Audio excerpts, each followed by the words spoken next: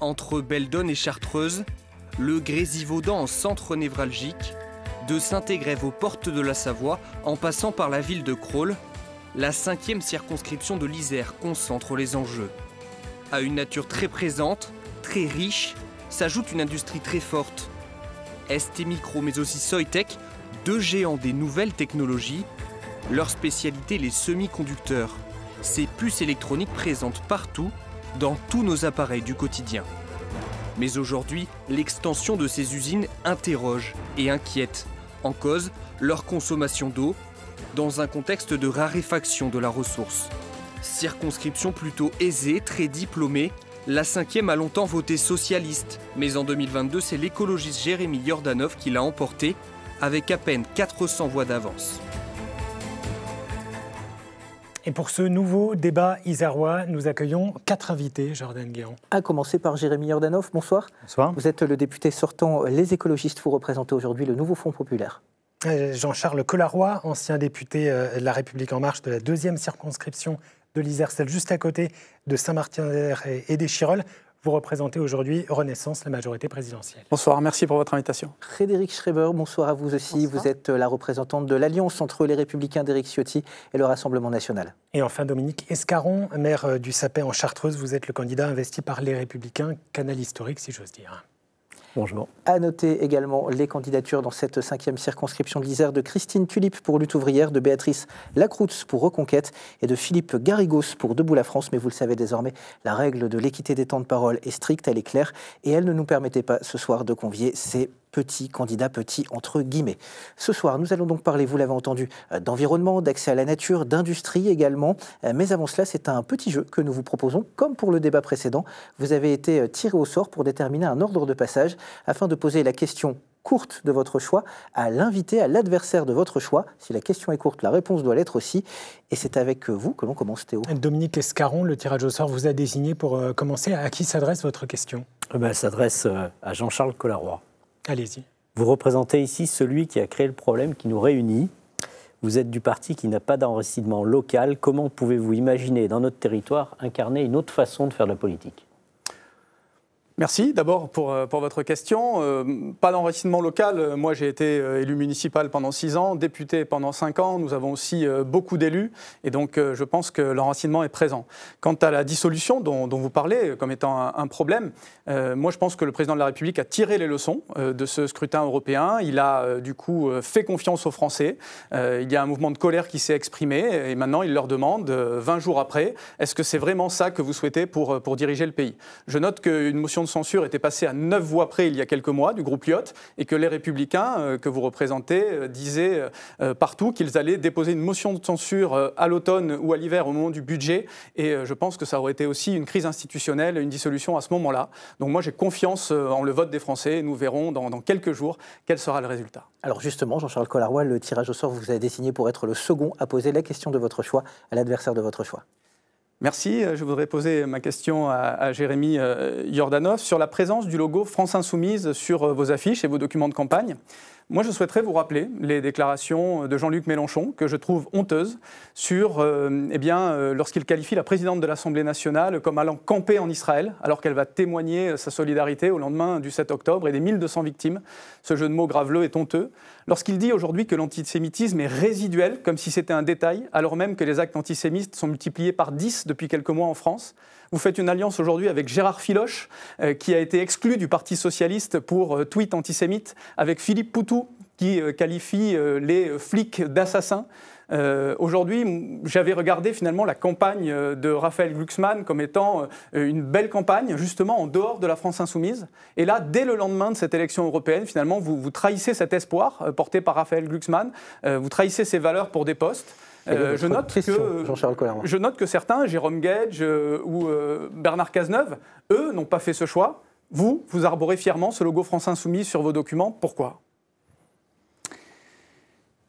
Il y a plusieurs questions dans votre question. Il faudrait y répondre sur toutes, sur la question de l'antisémitisme, qui est une question grave dans notre pays. Je pense qu'il faut redire le fait qu'il faut lutter contre l'antisémitisme de partout dans la société, que ce soit à gauche, que ce soit à l'extrême droite, que ce soit au centre. C'est quelque chose qui traverse l'ensemble de notre société et il faut lutter contre ce fléau. Ensuite, sur la question des alliances, vous le savez très bien, on est dans un système majoritaire à 2 tours. C'est le mode de scrutin qui fait qu'on a besoin de faire des coalitions. Vous avez vous-même fait une coalition et si vous aviez fait la proportionnelle, on n'en serait pas là aujourd'hui. Vous avez décidé, vous êtes très fier de cette dissolution, mais vous avez dit en même temps que ça aurait pu être à l'automne s'il y avait eu un blocage, s'il y avait eu une motion de censure. Pourquoi avoir fait une dissolution tout de suite? Et alors que le scrutin des européennes mettait le Rassemblement national plus Reconquête à 40%, qu'est-ce que vous voulez qu'on fasse? Vous ne pouvez pas incarner une alternative au Rassemblement national. Ils sont à 40%. Quelle est la responsabilité des électeurs et des partis de gauche et écologistes aujourd'hui dans ce pays? C'est de faire barrage à l'extrême droite. Vous nous mettez dans la merde, je vous le dis comme ça en fait. Non, je suis en colère parce que c'est votre responsabilité de la majorité présidentielle de mettre le pays dans cette situation. La seule réponse qu'on pouvait faire, c'était une grande coalition de la gauche et des écologistes. Et on a Vous l'avez faite avec la France Insoumise. On a réussi à faire un projet, je vous invite à le lire, il est très clair sur l'ensemble des sujets internationaux, sur la question de l'antisémitisme, il est très clair ce projet. Je vous invite à le lire et ce qui compte demain, c'est qui gouvernera la France. Est-ce que c'est le Rassemblement national ou est-ce que c'est une coalition de gauche et des écologistes? C'est la seule question qui compte. Jérémy Yordanov, le tirage au sort vous a désigné pour poser votre question à votre tour. Moi, ma question s'adresse au Rassemblement national qui, je crois, aujourd'hui menace dans notre pays d'arriver au pouvoir. Emmanuel Macron a initié une réforme de l'audiovisuel public, une fusion de l'audiovisuel public, après avoir déstabilisé le mode de financement de l'audiovisuel public. Ma question elle va être simple, Madame Schreiber. Dans les débats, vous avez dit le Rassemblement national a déclaré qu'il voulait privatiser l'audiovisuel public. Est-ce que vous allez vendre France Culture à M. Vincent Bolloré? Bien, tout d'abord, je tiens à vous remercier de votre question. Je voudrais simplement, avant de vous répondre, la règle est très simple. Question courte, réponse courte, on répond à la question et après on développe, si vous voulez. Mais là, on répond vraiment aux questions. Juste repositionner quand même que je représente un programme en tant que candidate du Rassemblement national, mais un programme d'union nationale. Déjà, c'est important de nous comprendre. Ceci étant dit, votre réponse, Frédéric Schreiber. Par rapport à votre question, nous avons effectivement débattu sur le sujet, vu la situation financière de la France qui est quand même en quasi-situation de faillite. Il est important d'optimiser les finances de la France et des concitoyens sur des urgences. Et les urgences sont effectivement articulées sur notre programme. Donc effectivement, nous regardons bien évidemment toujours à la liberté d'expression parce que nous avons été ces dernières années face à une certaine vision liberticide des choses. Mais nous devons toujours regarder l'humain, la liberté d'expression suivant nos différentes convictions et surtout nos libres choix de vie personnels. Par rapport à cela, il faut aussi que les médias puissent avoir une portée de leur message qui soit cohérente et qui s'adresse à tout le monde, donc d'une certaine objectivité. Alors, je viens à mes questions. Je ne suis pas sûr que vendre France Culture ou même France 3 puisse servir à rembourser la dette de la France, mais ceci étant dit, c'est à vous de poser votre question désormais, Frédéric Schreiber. Très bien, je vous remercie beaucoup. Je m'adresserai, donc, ma question sera effectivement à vous, excusez-moi, vous êtes très sollicité. Par rapport, donc, pour moi, vous êtes le représentant en fait, du bilan de M. Macron. Et donc, je voulais vous poser cette question suivante. Comment pouvez-vous, avec tout le respect que je vous dois, n'y voyez rien de personnel, mais comment pouvez-vous défendre à l'Assemblée nationale un projet de loi de finances avec une insincérité sur les chiffres tels que le Sénat l'a souligné dans la publication de son rapport du 13 juin dernier. Je cite « Imprudence et rétention d'informations du gouvernement en violation de la loi organique ». Alors madame, moi j'ai été député de 2017 à 2022, dans la majorité présidentielle effectivement, mais je ne suis plus député depuis 2022, donc je n'ai pas à défendre ce budget. Maintenant, je ne vais pas me cacher derrière moi. Vous avez quand même gouverné, vous avez quand même fait partie, nous sommes d'accord. Et vous vous représentez toujours sur... Bien sûr. Donc vous acceptez le bilan. Bien sûr, bien sûr. Après, je ne suis pas comptable des 2 dernières années, je le redis. Non, mais vous êtes co-responsable. Oui, si vous voulez, bien sûr. Moi, je suis assez fier du bilan. C'est-à-dire qu'il y a bien sûr des choses qui n'ont pas fonctionné. Et les Français nous l'ont dit. Quand on voit le vote aux européennes, bien sûr que ça traduit une insatisfaction et qu'il faut aller plus loin. Mais nous avons fait aussi beaucoup de choses. Le chômage a baissé énormément. Quand il était de 10% quand nous sommes arrivés aux responsabilités, il est de 7,5% aujourd'hui. Nous avons protégé les Français pendant la crise du Covid. On dirait qu'on l'a oublié, mais on a quasiment nationalisé toute l'économie. On a fait le bouclier tarifaire. Donc moi, je suis assez fier d'avoir défendu, que ce gouvernement ait défendu les Français. Il faut aller bien plus loin, c'est vrai, il faut que le dynamisme économique profite aussi à plus de justice sociale, plus de transition écologique, mais tout ne va pas mal dans le pays, je ne peux pas laisser dire que tout irait mal dans le pays. Avant d'entrer dans le vif de notre débat, une petite question, j'espère pas piège. Quel est le niveau du SMIC aujourd'hui? Est-ce que vous le savez? Net.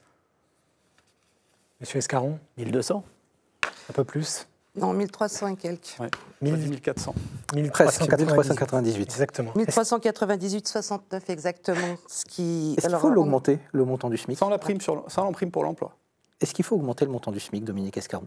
Moi, je pense qu'il faut un tout petit peu l'augmenter. Après, il faut être raisonnable. Quand j'entends parler de 1 600 € pour le SMIC, c'est des augmentations considérables. Moi, j'ai été longtemps salarié, je n'ai jamais vu ça. Enfin, si, on l'a peut-être un peu vu à certains moments, mais ça engendre des crises derrière. Moi, je suis maire. Si dans ma commune, je dois payer 1 600 € tous les agents, à un moment donné, il y aura une ASEM de moins, il y aura moins de services, il y aura plus d'impôts. Donc, le positionnement de ce type de curseur, il est particulièrement dangereux. Dans les entreprises, c'est pareil. Mettre comme ça une charge sur les structures industrielles, sur nos fleurons technologiques, c'est lourd de conséquences dans les choix plus tard d'investissement. Donc je pense que c'est excessivement dangereux. On a parlé un peu du chômage, mais ça ferait tout de suite un rebond sur le chômage. C'est absolument pas une bonne idée. Alors l'augmenter un petit peu, oui. Baisser les charges, oui. Mais baisser les charges, encore une fois, c'est du réglage. On ne baisse pas les charges comme ça. On baisse les charges parce qu'on a un système social plus efficace. Voilà, c'est tout ce genre de choses qu'il faut travailler tranquillement. Et Jérémy Yordanov, le programme du nouveau Front populaire inclut une hausse du SMIC jusqu'à 1 600 €. Monsieur Escaron estime que c'est dangereux pour les entreprises. Et alors je crois que la hausse est raisonnable, c'est 14% de hausse en réalité sur le SMIC. Pour les collectivités locales, c'est compensé. Pour les petites entreprises, il y a un fonds de péréquation les premières années pour la conscience des difficultés. Vous savez, les compensations... Simplement, laissez-moi terminer, monsieur Escaron. On en a entendu parler. On est aujourd'hui dans une société qui est fracturée, dans une société qui est inégalitaire, de plus en plus inégalitaire. Et la question du pouvoir d'achat, on ne peut pas ne pas la traiter. Il y a plusieurs manières de la traiter, en défiscalisant certaines primes, etc. Nous considérons qu'il faut de la protection sociale et que la meilleure manière de valoriser le travail et de donner du pouvoir d'achat aux salariés, c'est d'augmenter les salaires. Voilà, c'est un choix politique que nous assumons. Entrons maintenant dans le vif du débat avec cette question qui vous concerne, Jérémy Yordanov, sur laquelle vous allez tous et toutes pouvoir réagir. Pourquoi vouloir interdire le 49.3 comme vous l'aviez proposé à travers une proposition de loi, Jérémy Yordanov? Écoutez, la Ve République est une constitution qui est verticale, où les pouvoirs sont concentrés aux mains du chef de l'État, du président de la République, depuis le début. Il y a eu un glissement dans le temps qui fait que de plus en plus, le gouvernement ne gouverne pas, l'Assemblée n'est plus un contre-pouvoir, et c'est le chef de l'État qui gouverne à la place du gouvernement. Il n'est plus d'ailleurs chef de l'État, il est aujourd'hui chef de la majorité, et même aujourd'hui, il est chef de campagne de Renaissance. Il a, ces 2 dernières années, refusé de demander à ses premiers ministres un vote de confiance devant l'Assemblée nationale, de demander un vote de confiance. Et donc, ils ont gouverné sans majorité absolue. Ce qui les a obligés à passer en force sur un certain nombre de textes, et notamment sur les textes budgétaires.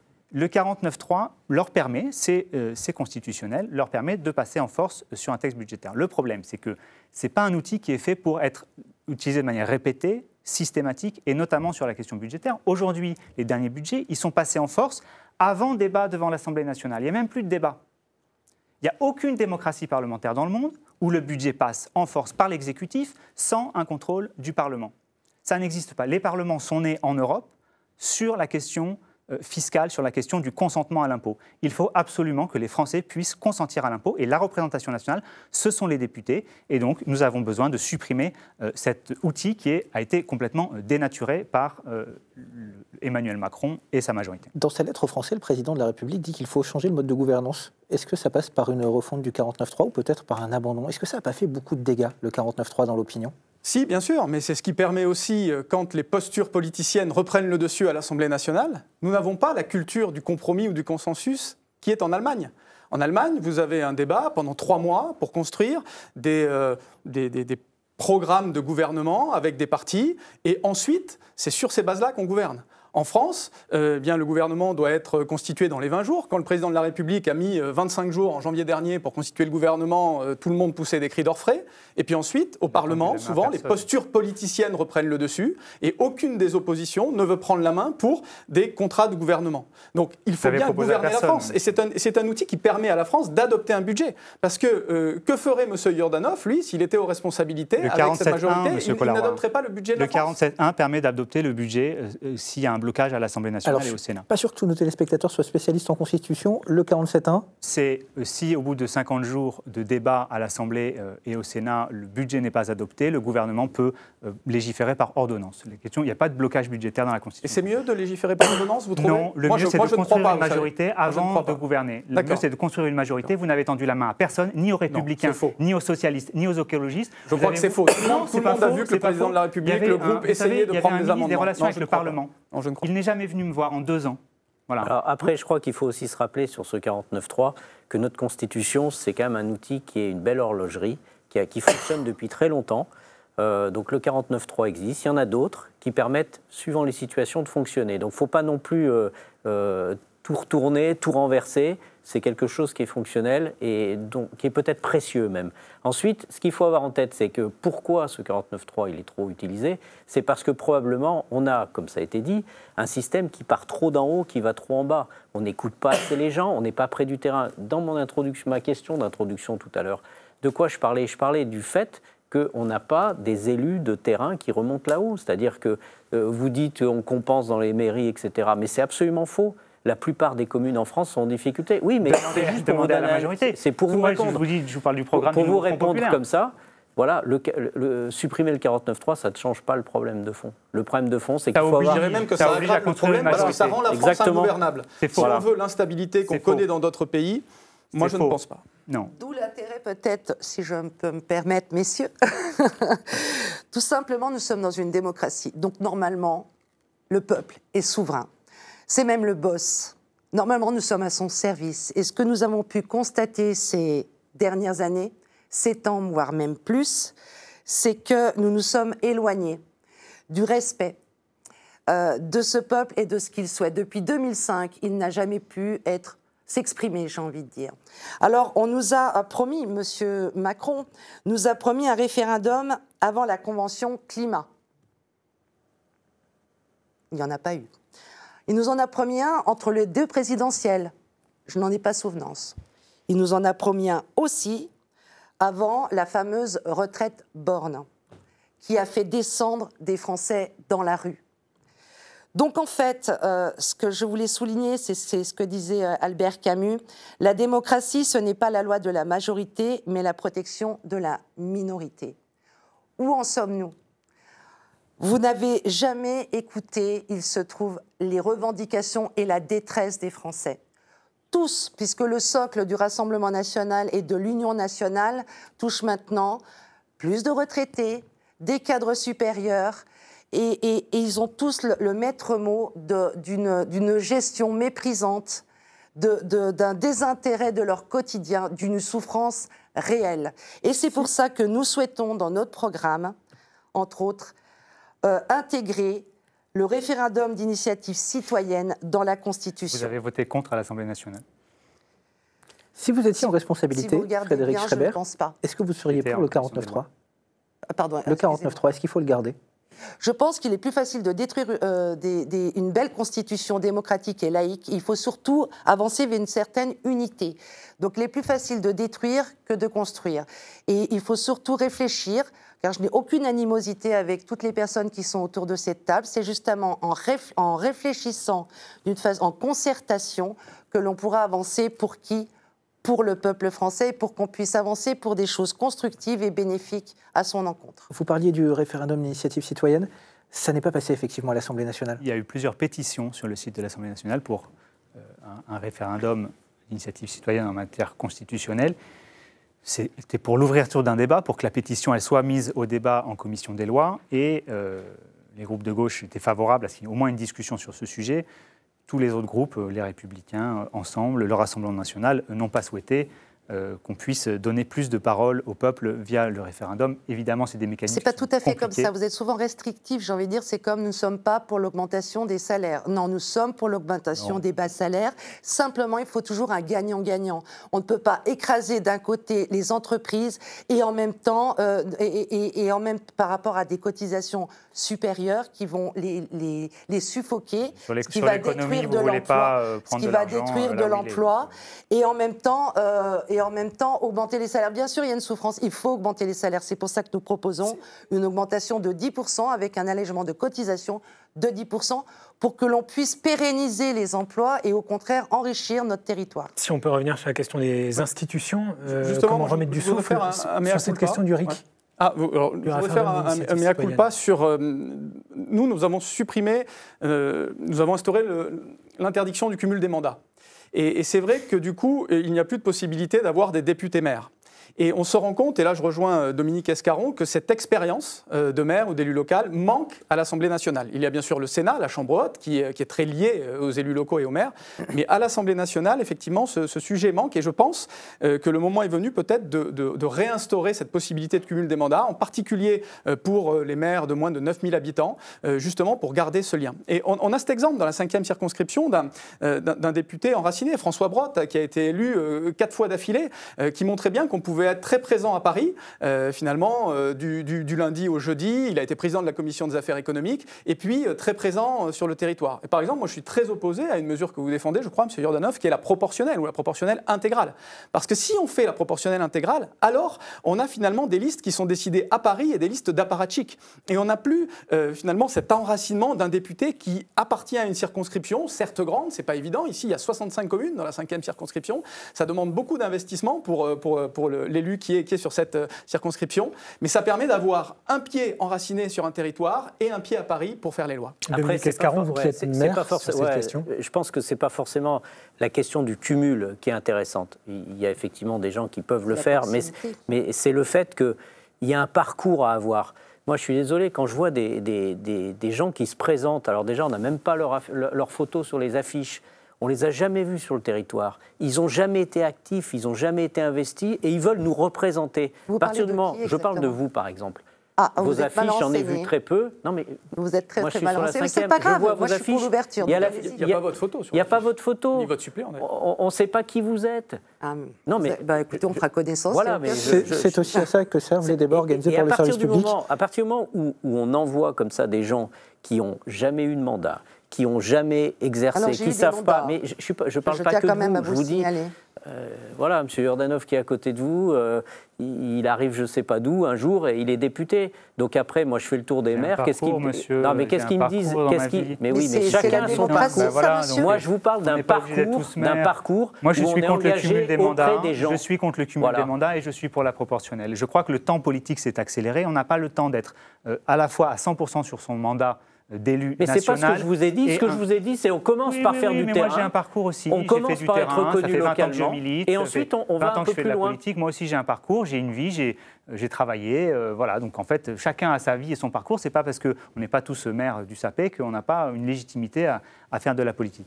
Mais moi, ce que je veux dire, c'est qu'on a besoin de la proportionnelle parce qu'aujourd'hui, si l'ensemble des opinions de ce pays ne sont pas à l'Assemblée nationale, si les institutions ne sont pas le lieu où tout le monde discute et débat, et si on ne résout pas les conflits dans les institutions, les conflits vont se résoudre dans la rue. Et pendant longtemps, on a dit le scrutin majoritaire à 2 tours va empêcher l'arrivée du Rassemblement national, de l'extrême droite au pouvoir. On voit aujourd'hui que ça n'est plus vrai, que ça n'est pas vrai, ça n'est pas un rempart contre rien. Et si demain le Rassemblement national est au pouvoir, avec une majorité absolue à l'Assemblée nationale, avec les pouvoirs que donne la Ve République, je vous dis que c'est dramatique pour l'état de droit, pour beaucoup de choses. Et la proportionnelle, elle obligerait des coalitions, monsieur. Et c'est le cas de partout en Europe. Il y a la proportionnelle et il y a des coalitions qui se forment après l'élection. Ça me paraît beaucoup plus démocratique. Voilà. Quand on dit proportionnel intégral, est-ce que ça veut forcément dire décorrélé d'une circonscription? Est-ce que c'est forcément un système de liste? Je dis, il n'y a pas d'ancrage local, on peut le faire par département, avec des gens qui ont un parcours local, un ancrage local. Et s'il y a une liste avec des inconnus, ils ne feront pas de voix. Donc en fait, cet argument est un faux argument. Après, il y a beaucoup d'élus locaux. Il ne peut pas y avoir. Les gens sont attachés à leur député, à pouvoir lui parler, et pas à ce que ça soit quelqu'un décidé par un bureau parisien, parce qu'il est bien vu par la direction d'un parti. Vous avez été investi par un bureau parisien, ou peut-être monsieur... Ah oui, mais pour mon expérience locale. Un président de la République tout seul. Moi, j'ai été désigné par des militants sur le terrain, voilà, donc c'est pas... Oui, mais ça compte. Mais oui, ça compte, voilà. J'ai été désigné par des militants sur le terrain, voilà, par un vote. Ça compte. On remarque que Jean-Luc Mélenchon, quand il décide de poser des oukases sur ceux qui ne pensent pas comme lui dans son parti, les purges sont très mal placés. Alors d'abord, moi, mon parti, c'est pas celui de Jean-Luc Mélenchon, premièrement. Et deuxièmement, vous êtes très mal placé pour faire la leçon, puisque à La République, je ne sais pas comment vous appelez, Ensemble maintenant, Renaissance, ça fait sur 3 élections, à chaque fois, vous avez changé de candidat, et c'est Emmanuel Macron qui a décidé tout seul. Voilà. Non, je ne crois pas. Vous parliez toutes et tous de l'ancrage dans le territoire. Alors je vous propose maintenant qu'on s'y rapproche justement de ce beau territoire qu'est la 5e circonscription de l'Isère. Territoire marqué par l'industrie, mais aussi par la nature. 2 dossiers parfois très intimement liés, notamment sur votre circonscription, l'industrie de pointe notamment, représentée par les géants des semi-conducteurs et notamment ST Microelectronics à Crolles. En juillet 2022, le président de la République annonçait un investissement de près de 6 milliards d'euros sur ce site, revalorisé depuis à 7,5 milliards d'euros. Un enjeu de souveraineté industrielle, selon lui, pour produire ces semi-conducteurs. Est-ce que vous approuvez, Jérémy Jordanov, est-ce que c'est vraiment de la souveraineté industrielle, de la souveraineté nationale que de produire des semi-conducteurs à Crolles? Oui, il y a un enjeu de souveraineté industrielle sur les microprocesseurs, sur beaucoup de choses. Il faut remettre de la souveraineté industrielle en France et en Europe sur le médicament, sur les filières photovoltaïques, sur l'énergie. Il y a beaucoup de choses à faire. Après, ce qui a été fait à Crolles n'a pas été bien fait, ça n'a pas été fait dans l'ordre. D'ailleurs, on est en train de revenir sur le processus parce que ça n'a pas été fait dans l'ordre. Il n'y a pas eu de concertation préalable. Et puis, je considère que quand l'État met de l'argent, ce sont les impôts des Français. Et en fait, on doit demander des contreparties aux entreprises. Là, ce sont 2,9 milliards d'euros qui sont donnés à l'entreprise. Par l'État? Par l'État, sans contrepartie. Il n'y a 0 contrepartie. Je suis allé visiter l'usine, j'ai discuté avec les dirigeants, avec les syndicats. Il n'y a pas de contrepartie. Voilà. Et donc ça n'est pas possible aujourd'hui. Il n'y a notamment pas de concertation sur la ressource en eau. Vous savez que dans la vallée du Grésivaudan, si cette usine, parce qu'aujourd'hui les machines elles ne sont pas dans les bâtiments, parce que le marché mondial est en train de baisser. Mais si les machines devaient être là et que l'utilisation de l'eau devait avoir lieu, on va pomper dans les nappes phréatiques. Mais est-ce qu'on en a discuté avec les agriculteurs à côté? L'équivalent de 10 piscines olympiques selon les associations. Agriculteurs, ils ont besoin d'eau. Tesser, ils ont besoin d'eau aussi. Il faut de la concertation, il faut un juste partage de l'eau, et il faut mettre l'ensemble des acteurs dans cette gouvernance de l'eau. Et on ne peut pas faire des grands projets sans avoir une vision des enjeux stratégiques sur le territoire. On pourrait parler des rejets aussi dans l'Isère, etc. Voilà, je m'arrête là, c'est un sujet un peu compliqué. Mais sur le principe, moi je suis pour industrialiser. Par contre, il faut concerter, il faut faire les choses dans l'ordre, et puis il faut demander des contreparties sociales et environnementales aux entreprises. Dominique Escaron, la question de la ressource en eau, elle est prégnante en Chartreuse. Alors, voilà, après, est-ce que ça vous inquiète, ce projet? On peut agiter tout ce qu'on veut. Je pense qu'il faut aussi être conscient qu'il y a des syndicats qui gèrent les bassins. Il y a un certain nombre d'études qui sont faites. On ne lance plus aucun projet en France sans études environnementales, sans un parcours extrêmement sérieux. Aujourd'hui, ceux qui gèrent ces ressources-là ne sont pas inquiets par rapport à des projets comme ça. Vous les avez vus, les études sur ST Micro? Oui, il y a eu des choses de fait, il y a eu des calculs. Le commissaire enquêteur dit qu'elle manque et les demande. Les commissaires enquêteurs, ils écrivent ce qu'ils veulent. Voilà. Non, après, ils disent qu'ils n'ont pas les études, monsieur. Ah bah, faut un peu les étudier et les lire. Mais après, la ressource en eau, aujourd'hui, la ressource en eau, elle existe. Elle est là. Il n'y a pas eu de baisse des précipitations d'eau, par exemple, depuis les années 59 où on les mesure. Donc ce n'est pas aujourd'hui cette question qui est prenante. On sort quand même de 2 années extrêmement sèches, 2022-2023, ont marqué les esprits par les sécheresses estivales, notamment ça interroge peut-être, non? Oui, mais on a en chute d'eau aujourd'hui, c'est un fait. Alors c'est vrai que depuis le mois d'octobre, il pleut beaucoup, mais on sait que la ressource en eau va devenir aussi de plus en plus irrégulière avec le réchauffement climatique. C'est une vraie problématique, on est d'accord. Simplement, aujourd'hui, ce n'est pas ça qui doit empêcher le développement d'une industrie, de la réindustrialisation de la France et de la vie d'un territoire. C'est-à-dire c'est une vraie problématique qui doit être traitée, Mais ce n'est pas le sujet drapeau, bassine, etc., qui doit pousser tout le monde à dire « Oula, tabou, on ne peut pas faire ça ».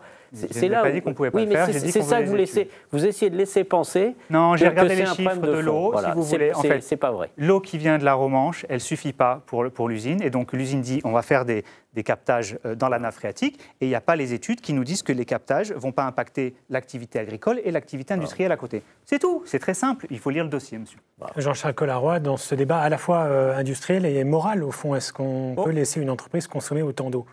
Moi, je suis d'abord content de voir qu'Europe Écologie Les Verts, qui défend plutôt un programme de décroissance, se convertit à la réindustrialisation et est fier de cette industrie qui se développe sur notre territoire. Donc ça, c'est la première chose. La deuxième chose, c'est que sur l'eau, effectivement, je pense qu'il y a des études supplémentaires à faire et des garanties à apporter par l'entreprise. Je pense que c'est en train d'être fait. Et là, je rejoins M. Yordanov sur le fait qu'il faut sécuriser ça, parce que c'est des problèmes sérieux. Mais je pense que les dirigeants, les employés de ST Micro sont en train de faire ces études et de montrer qu'il est tout à fait possible de faire ces développements tout en recyclant, retraitant l'eau et sans impacter massivement finalement la ressource en eau du territoire. Est-ce que ça peut rassurer les maraîchers du Grésivaudan? Il y a beaucoup de maraîchers dans le Grésivaudan. On parle de 24 à 28 000 mètres cubes d'eau par jour quand l'usine tournera à plein régime. C'est l'équivalent de 10 piscines olympiques, c'est énorme. Oui, je pense. Je pense qu'il faut effectivement faire les études nécessaires pour rassurer les voisins, les collectivités locales. Ce sont des développements massifs. Donc il faut aussi être fier de ces financements nationaux qui font qu'un industriel décide de s'implanter en France plutôt que de le faire en Italie ou dans les pays de l'Est ou ailleurs. Parce qu'on a une énergie décarbonée, c'est l'hydroélectricité, c'est le nucléaire. Les écologistes sont contre le nucléaire, mais ça participe des choix qui sont faits par les industriels. Et puis, c'est aussi de l'emploi local. Et cet emploi, on a un taux de chômage qui est le plus faible, finalement, en Isère et qui est déjà en dessous du taux national. Eh bien, ça, c'est aussi du pouvoir d'achat. On a parlé tout à l'heure de la problématique du pouvoir d'achat. Quand le chômage est bas, finalement, ça donne plus de pouvoir aux salariés pour négocier avec les employeurs sur ce sujet-là. Madame Schreiber, on a l'impression que le Rassemblement national, entre climat et industrie, a plutôt choisi l'industrie. Est-ce que vous confirmez? Est-ce que c'est possible de faire les deux? C'est une des caricatures qui malheureusement existent. Bien évidemment, le climat est essentiel. Vous avez suivi les débats à l'Assemblée? Bien évidemment. Le Rassemblement national est climato-sceptique à l'Assemblée. Encore une fois, des caricatures, mais il n'y a pas de souci.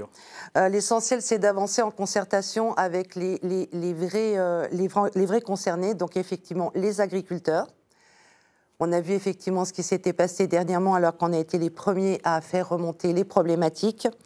Et effectivement, au niveau de l'environnement et de l'écologie, nous souhaitons avancer vers la fin des contraintes pour pouvoir, en concertation avec le monde économique et le développement et l'accessibilité et le raisonnement au niveau de tout ce qui est vert, pouvoir avancer vers un localisme et renoncer à l'interdiction et renoncer, si vous voulez, on veut en tous les cas optimiser tout ce qui est nucléaire. Je ne sais pas j'aimerais que vous nous en parliez d'ailleurs, si cela est possible, ainsi que parce que ce sont des énergies décarbonées. Vous parlez de localisme, mais en quoi ça concerne ST Micro? Eh bien, en fait, quand vous implantez une entreprise, forcément, vous déjà, je pense qu'il est important que cette entreprise favorise l'emploi local. Là-dessus, ça permet de développer tout un maillage social. Et puis, ça permet effectivement de pouvoir échanger avec les différents interlocuteurs sur l'urbanisme, la voirie et générer de l'économie et de la richesse. Donc c'est pour ça que nous souhaitons vraiment optimiser la fin des contraintes, tout ce qui est normatif, et revenir à une logique de bon sens. Est-ce que ça veut dire aussi limiter la fin des contraintes sur l'utilisation de l'eau pour une entreprise comme ST, par exemple? Ça veut dire surtout réfléchir ensemble, toujours avec les partenaires sociaux, avec les personnes qui ont elles-mêmes des contraintes sur éventuellement optimiser différemment tout ce qui est énergie. Donc nous l'avons dit, nous voulons optimiser des énergies nouvelles telles que l'hydrogène et la géothermie, et qui sont bénéfiques pour notre environnement. Ça ne suffira pas. Et investir, si vous faites des moratoires sur le solaire et sur l'éolien, vous n'aurez pas assez d'énergie tous tant que les centrales ne sont pas construites. Ce qui est certain, c'est qu'on ne veut pas, on voudrait éviter de faire comme nos voisins allemands, pour lesquels nous avons le plus grand respect, bien évidemment, mais de réactiver tout ce qui est énergie du charbon. Donc, dans ce cas-là, ne faites pas un moratoire sur les éoliennes et le solaire, alors. Parce que tant que les nouvelles centrales nucléaires ne sont pas là, de la 5e circonscription de l'Isère. Sans nouvelles centrales nucléaires, c'est après 2035. Il est important toujours. On s'éloigne un peu de la 5e circonscription de l'Isère. Pour autant, on va quand même faire un pas de côté, Théo, avec un sujet d'actualité. Oui, et un sujet lié à l'environnement. Tout le monde a été marqué par la catastrophe en Oisans, à la Bérarde. Il y a eu encore hier soir, notamment dans le Grésivaudan, des orages qui ont impacté très fortement le territoire. On avait le maire de Villars-Bonneau, notamment sur France Bleu ce matin, qui expliquait à quel point ça avait marqué le territoire. Vous, Dominique Escaron, qui êtes en Chartreuse, est-ce que ça vous inquiète et comment réagir? Comment éviter que des catastrophes comme celle-ci se reproduisent? Alors, vous voyez, c'est quelque part un signe de ce qu'on nous annonce depuis longtemps, c'est-à-dire le réchauffement climatique, c'est pas juste quelque chose qu'on conteste, etc. C'est une réalité. La moyenne montagne, nos massifs sont les premiers exposés. Alors, tout n'est pas dramatique là-dedans. Il y a une évolution à faire, une prise en compte, mais on voit bien que l'ensemble de ces phénomènes, aujourd'hui, nous impactent directement. Et on fait quoi face à ça? En termes de politique, vous voyez, après, il y a deux choses toujours silencieuses et à très long terme, et malheureusement, il y en a qui n'ont pas encore compris cette problématique. Il y a le problème de la dette, le problème de l'environnement, du réchauffement climatique. Ces deux sujets, toujours très très loin, hein, on remboursera la dette plus tard, on s'occupera de la température plus tard. Or, il faut que chaque investissement, chaque manœuvre que l'on fait doit être regardée avec ces deux centres d'intérêt à chaque fois. Est-ce que quand on augmente le SMIG, est-ce que quand on augmente le SMIG, on améliore le climat? Est-ce qu'on diminue la dette? Si on ne répond pas à ces questions systématiquement et sur tous les sujets, on n'y arrivera pas. On n'y arrivera pas, c'est-à-dire qu'on va continuer à s'enfoncer. Alors moi, je suis effectivement bouleversé par ce qui est arrivé à la Bérarde. Je suis un montagnard, j'ai campé là-bas plein de fois, on était dans tous les refuges, Châtellerault, etc. C'est dramatique ce qui se passe, parce que tout ça, c'est aussi une industrie, c'est des guides, c'est du camping, c'est du tourisme, et puis c'est la vie des gens. C'est-à-dire que là, il y a des gens, ils ont perdu leur maison dans cette affaire. Donc aujourd'hui, quand moi j'entends des gens qui disent on verra plus tard l'environnement, les normes, pour éviter que ça se reproduise, qu'est-ce qu'on a comme possibilité? On fait de l'aménagement du territoire, on finance peut-être un peu plus les études scientifiques. Il y a beaucoup de scientifiques qui étudient ce milieu-là et qui se plaignent très régulièrement de voir leur thèse refusée faute de financement, de voir leurs recherches amputées. Qu'est-ce qu'on fait concrètement pour éviter que ça se reproduise aussi vite, aussi fort? Les territoires de montagne sont 2 fois plus impactés par le réchauffement climatique que les autres territoires. Quand il y a une augmentation d'1,5 degré à l'échelle planétaire, au niveau de la montagne, c'est l'équivalent de 3 degrés. Donc bien sûr que les conséquences du réchauffement climatique seront dramatiques dans les années qui viennent et qu'il faudra s'adapter. Mais du coup, il faut être très volontariste. Par exemple, j'ai été déçu que les Républicains, dans leur programme, disent qu'il faut arrêter les aides à la rénovation énergétique des bâtiments. Ça coûte 4 à 5 milliards d'euros, mais on n'arrivera pas à baisser nos émissions de gaz à effet de serre si on ne diminue pas les consommations. Ça ne passe pas que par l'électrification. J'entends, ça ne répond pas à la question de ce qui se passe en montagne en ce moment. Comment on fait pour éviter que le drame de la Bérarde se reproduise? Ah oui, mais il faut qu'on prenne notre part à la diminution des gaz à effet de serre. Il ne faut pas dire la France ne représente que 1 à 2% et ce sont aux autres de faire les efforts. Donc rénovation des bâtiments, diminution des consommations, sobriété et puis verdissement des vecteurs. On l'a dit, le nucléaire est une chance. Certains n'y croient pas ici, qu'ils assument. Les énergies renouvelables électriques sont une chance. Là aussi, le Rassemblement national est contre. Il faut qu'ils assument. Et puis aussi le verdissement du gaz. À Murianette, par exemple, c'est développé sur la circonscription un méthaniseur avec le recyclage des déchets agroalimentaires. On peut être fier de ça. Voilà, c'est la loi anti-gaspillage pour une économie circulaire. On fait du gaz vert avec les déchets. Toutes ces initiatives-là, il faut les valoriser. Quand on parle d'environnement dans votre circonscription, on parle aussi accès à la nature. Il y a une polémique qui a éclaté récemment après qu'un propriétaire privé a interdit l'accès à une partie de la réserve des Hauts de Chartreuse. Le marquis de Quinsonnaz-Oudinot, il ne veut plus voir les randonneurs sur sa parcelle. Comment vous vous situez dans ce débat, Jérémy Jordanov? Moi, j'ai découvert le dossier avec la mobilisation en Chartreuse. En réalité, tout ça découle d'un texte qui a été voté à la va-vite, comme beaucoup de textes à l'Assemblée nationale, parce qu'on n'a pas le temps, il y a trop de textes et il y a les procédures accélérées sur l'ensemble des sujets. Un texte qui est passé le 2 février 2023, qui concernait au départ la Sologne, sur des parcelles forestières qui étaient engrillagées pour de la chasse privée. Le mécanisme était assez simple, on enlevait les grillages, ou en fait on baisse les grillages pour que les animaux puissent passer, et en contrepartie, si les propriétaires mettent des petits panneaux, un promeneur qui passe, il se prend une contravention de 4e catégorie. Le problème, c'est que cette législation, elle a été prise sans mesurer les conséquences ailleurs sur le territoire. Il n'y a aucun grillage qui a été enlevé en Sologne. Par contre, ailleurs en France, et notamment sur la 5e circonscription, mais c'est aussi dans le sud de la France, dans les Vosges également, des propriétaires qui ont décidé de mettre des petits panneaux partout et d'interdire l'accès aux randonneurs.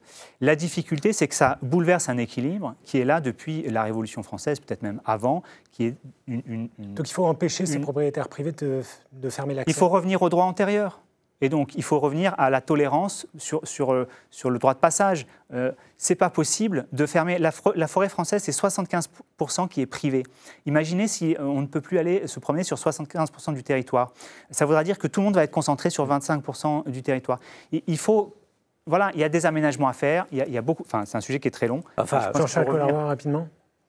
Moi, je pense qu'il faut tenir compte du fait qu'à Grenoble en particulier, dans cette circonscription, la montagne est un lieu d'évasion, et donc il faut en tenir compte. Mais il ne faut pas stigmatiser les propriétaires privés non plus, parce que le surtourisme, la surfréquentation, le manque d'éducation aussi de certains randonneurs qui vont prendre des risques sur des propriétés privées font courir un risque à ces propriétaires. Donc il faut là un équilibre et plus d'éducation dans l'accès à la montagne. Voilà qui est passé. Alors vous avez quelques secondes, Dominique Escaron, vraiment quelques secondes, parce que le temps presse. Bon, moi, j'ai appelé le député pour lui signaler ce qui se passait, parce que, encore une fois, de quoi on est victime dans cette affaire? On est victime d'un député qui n'a pas vu ce qui se passait en termes d'impact d'une loi, qui prend des positions... C'est la loi de vos voisins qui est votée par les Républicains et le Rassemblement national. Excusez-moi. Qui prend des positions... C'est vos positions, c'est le problème. Personne de votre parti. Messieurs, alors, nous, sur le terrain, on a nous n'avons plus le temps de mener ce débat. Les messages sont passés. Et on va y arriver. Vous allez... Alors, on va devoir vous couper, messieurs, mais vous allez avoir une dernière... Et mesdames, vous allez avoir une dernière occasion de vous exprimer. Vous avez chacun 45 secondes carte blanche pour vous exprimer face caméra directement avec vos électeurs. Ça commence par vous, Frédéric Schreiber, sur la caméra qui est la plus à droite. Merci. Emmanuel Macron, au lieu d'écrire l'histoire de la France, écrit le roman de sa vie. C'est pourquoi je vous invite à retrouver l'unité de notre pays en votant ces 30 juin et 7 juillet pour tourner la page du mépris et de l'indifférence à vos difficultés subies depuis trop longtemps. L'Alliance de la République que je conduis, celle des droits de l'homme garantie de la stabilité, cette union nationale dont tous les efforts seront concentrés pour redresser le pays avec un gouvernement responsable qui mettra au cœur de son action votre pouvoir d'achat, votre sécurité et la maîtrise de l'émigration dans le respect d'un environnement moral maîtrisé. À vos côtés, et le chronomètre est sans pitié, vers un il est terminé. Général dans notre quotidien. C'est terminé, Frédéric Schreiber, merci beaucoup. Jérémy Jordanov, c'est à votre tour sur la même caméra. Depuis 7 ans, Emmanuel Macron gouverne de manière solitaire et erratique. Il a mis la France sans dessus-dessous. Aujourd'hui, il n'y a que 2 blocs qui sont en capacité d'être majoritaires à l'Assemblée nationale. Il y a le bloc réactionnaire, nationaliste, populiste, d'extrême droite. Et puis, il y a l'union de la gauche et des écologistes. D'un côté, vous avez ceux qui contestent l'état de droit, ceux qui veulent revenir sur la construction européenne, ceux qui veulent privatiser l'audiovisuel public. Et de l'autre, vous avez un bloc qui est pour la justice sociale, pour l'humanisme, pour une vision universaliste de la société. Je vous appelle toutes et tous à voter pour le nouveau Front populaire dans l'élection qui arrive. Je vous remercie. Merci à vous, Jérémy Jordanov. Jean-Charles Colarroy, c'est votre tour sur la caméra la plus à gauche cette fois. Quand j'écoute les autres candidats, on dirait que nous sommes devant une élection présidentielle. On parle beaucoup d'Emmanuel Macron, mais en fait, ce sont des élections législatives. Et on va élire les représentants à l'Assemblée nationale. Moi, je voudrais vous parler de ma suppléante, Laurie Argout-Martin. C'est une élue de terrain, elle est élue aux Adrets. Elle est spécialiste des questions de tourisme, de montagne. Et je suis fier de faire équipe avec elle, parce qu'on parle souvent des candidats, mais on oublie les suppléants. Et à travers elle, je voudrais saluer l'engagement des élus de terrain qui font souvent bénévolement, en plus de leur travail, un engagement. On critique beaucoup les responsables politiques. Eh bien, il y a des élus, il y a des bénévoles, il y a aussi des responsables associatifs. À travers cette carte blanche, je voulais les remercier et les saluer et dire que le 30 juin et le 7 juillet prochain, vous pourrez voter pour un autre choix que les 2 extrêmes, en votant pour Ensemble pour la République, pour un projet de clarté, de cohérence et de proximité. Terminé. Dominique Escaron, c'est vous qui concluez sur la même caméra juste derrière moi. Alors, je suis de ce territoire, investi et actif. Maire, je suis en prise directe avec la réalité, présent pour aider en cas de difficulté, mais aussi ceux qui portent des projets. Ma méthode est d'apaiser, d'écouter, de proposer des solutions durables et de travailler pour qu'elles fonctionnent. Cela concerne les sujets difficiles de la sécurité, de la santé, du pouvoir d'achat et tant d'autres. Loin des grands parleurs aux promesses coûteuses, mon expérience industrielle chez Merlin-Gerin, dans les Assos, au parc de Chartreuse, me donne la capacité à faire évoluer positivement les situations. Voilà pourquoi je suis avec des mouvements politiques à mon image, l'écologie positive, le centre, une droite sociale, gaulliste et républicaine. Sans trahison, ni reniement, mais au service de tous, avec force et courage. Et le chronomètre est terminé pile sur le gong. Merci madame, merci messieurs d'avoir été avec nous ce soir. Merci pour ce débat vif et on l'espère constructif. Théo, on vous retrouve dimanche soir à partir de 20h sur France Bleu Isère pour la grande soirée électorale. Même rendez-vous ici sur France 3 à partir de 19h55 pour tous les résultats, toutes les réactions au plus près de chez vous, dans votre territoire. D'ici là, passez tous une très belle fin de semaine sur France Bleu Isère et sur France 3 Live.